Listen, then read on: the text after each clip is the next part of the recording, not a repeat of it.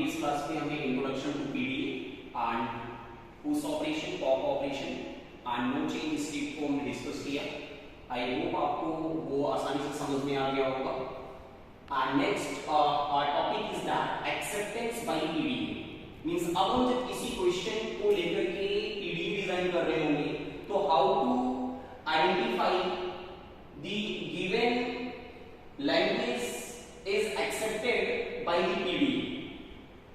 तो उस लैंग्वेज से जो भी इनपुट स्ट्रीम डिजाइन हो रहा होगा उसको एक्सेप्ट कराने के लिए मेरे पास दो मेथड हैं। First is acceptance bye final state and second is acceptance bye empty stack. अब इसका मीनिंग क्या है? Acceptance bye final state del q naught wz। Clearly जिन्होंने पीडीई को प्रीवियस वीडियो में अच्छे से पढ़ा होगा, मींस अभी हम इनिशियल स्टेट लिखते हैं क्यू नॉट पे, W for input string. W किसी के दिमाग में ना हो, मैं फिर से रिपीट कर दे रहा हूं, that is called input string. Suppose that मैंने ये प्रॉब्लम लिया, इस प्रॉब्लम से जो भी इनपुट स्ट्रिंग डिराइव हो रहा होगा उसमें से कोई भी इनपुट स्ट्रिंग हमने ले लिया, वही हमारे पीडीए से एक्सेप्ट होना चाहिए, बाकी की इनपुट स्ट्रिंग रिजेक्ट हो जानी चाहिए। स्टैक में इस समय टॉप पे z है, ये स्टैक का टॉप सिंबल है, स्टैक टॉप। मींस अभी मैंने यहां पे साइड में एक स्टैक ले लिया, स्टैक में टॉप पे मेरे पास भी z है। यहां पे अब ये प्रोसेसिंग है, ये प्रोसेसिंग के लिए मैंने सिंबल यूज किया है, स्टार मैंने इसलिए लगाया है कि इस w को प्रोसेस करने के लिए एक स्टेप भी हो सकता है, दो स्टेप में भी हो सकता है, तीन में भी हो सकता है, मल्टीपल स्टेप पे भी हो सकता है। तो ये star shows the multiple steps. जब मैं Q नॉट से W को रीड कर टोटल इनपुट को जब मैंने रीड किया तो मैं किसी न किसी स्टेट पे जरूर होगा, अभी मैंने जनरली उसको यहां पे QI ले लिया है।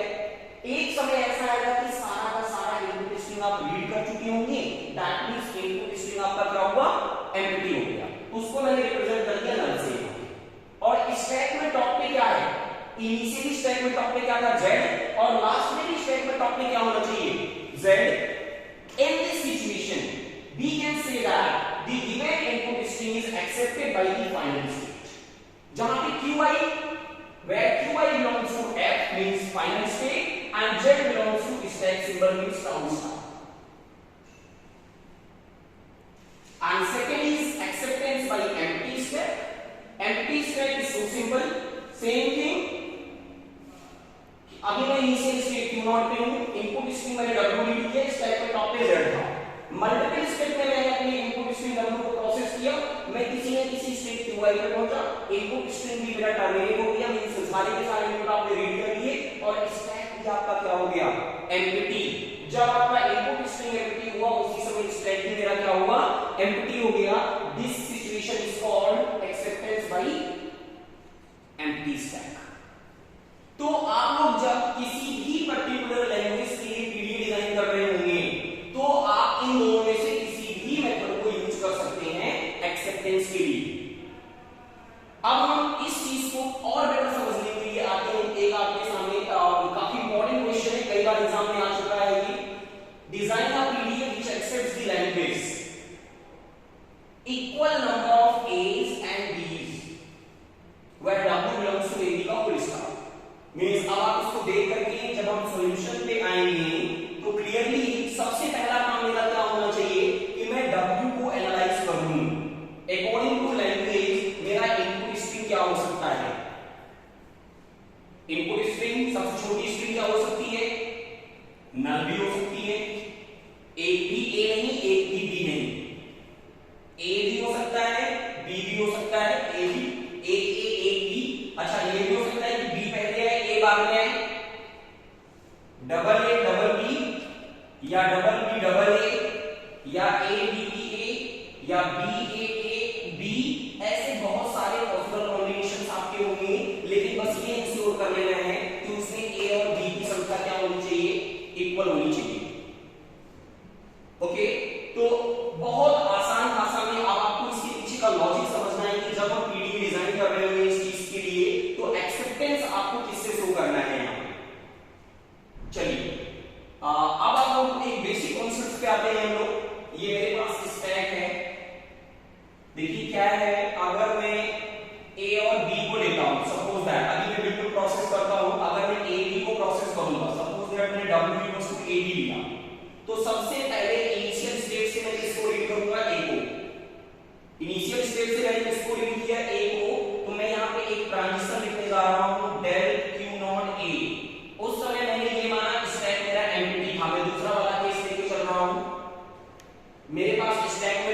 कोई सिंबल नहीं है।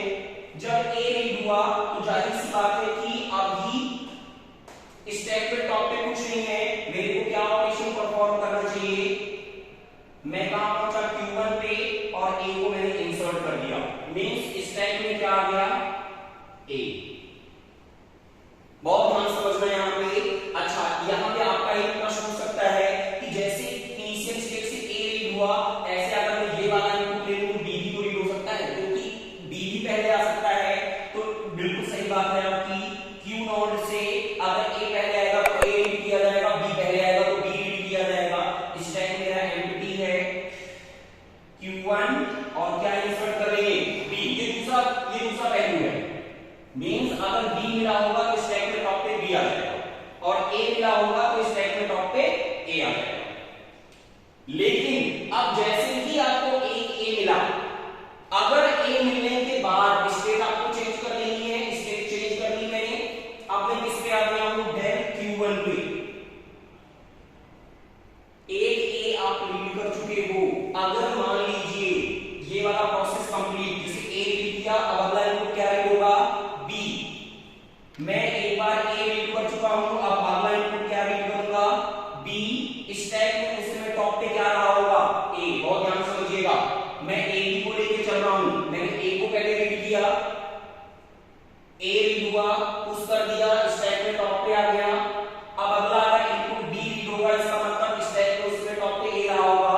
अब बी के बाद एक ए पे एक बी आ गया, तो एक ए पे एक बी या एक बी पे एक ए को आपको क्या करना है पॉप कर देना है, टेंड्स टू Q1 नल। एक ए पहले इंसर्ट हो चुका है, दूसरा बी मिला, उसमें स्टैक में टॉप पे ए था, पॉप ऑपरेशन। सिमिलरली अगर स्टैक में टॉप पे बी रहा होगा, इसका मतलब आपने पहले बी को रीड किया है, अब हम ए को रीड कर रहे हैं। इसके बियॉन्ड ये वाला केस है, पहले बी रीड हुआ होगा, अब ए आया, उस समय स्टैक में टॉप पे क्या रहा होगा बी रहा होगा।